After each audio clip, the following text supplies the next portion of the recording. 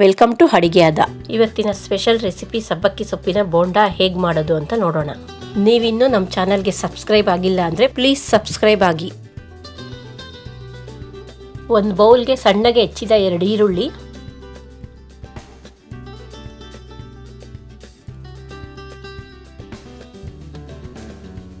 ಸಬ್ಬಕ್ಕಿ ಸೊಪ್ಪು 1 ಹಿಡಿ, ಕೊತ್ತಂಬರಿ ಸೊಪ್ಪು 1 ಹಿಡಿ, 4-5 ಹಸಿಮೆಣಸಿನ್ಕಾಯಿ, ಕರಿಬೇವು ಸ್ವಲ್ಪ,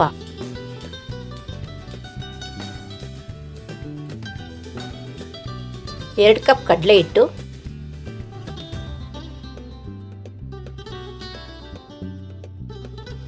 ಅಕ್ಕಿ ಹಿಟ್ಟು ಸ್ವಲ್ಪ, ರುಚಿಗೆ ತಕ್ಕಷ್ಟು ಉಪ್ಪು, ಅರ್ಧ ಸ್ಪೂನ್ ಅಡಿಗೆ ಸೋಡಾ, 1 ಸ್ಪೂನ್ ಖಾರದ ಪುಡಿ. ಒಂದ್ಸಲಿ ಎಲ್ಲ ಚೆನ್ನಾಗಿ ಮಿಕ್ಸ್ ಮಾಡ್ತಾ ಇದ್ದೀನಿ.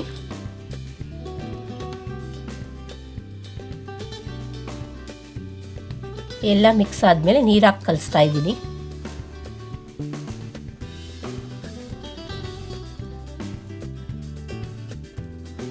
ಬೋಂಡಾ ಹಿಟ್ಟು ರೆಡಿಯಾಗಿದೆ.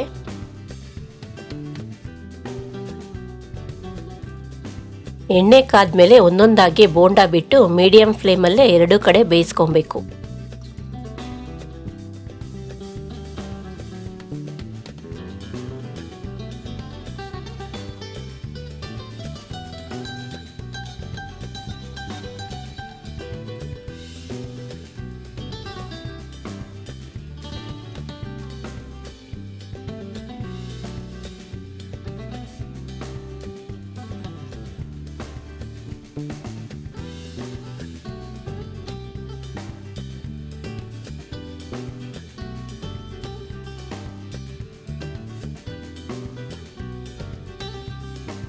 ಬಿಸಿ ಬಿಸಿ ಗರಿಗರಿಯಾದ ಸಬ್ಬಕ್ಕಿ ಸೊಪ್ಪಿನ ಬೋಂಡಾ ರೆಡಿ.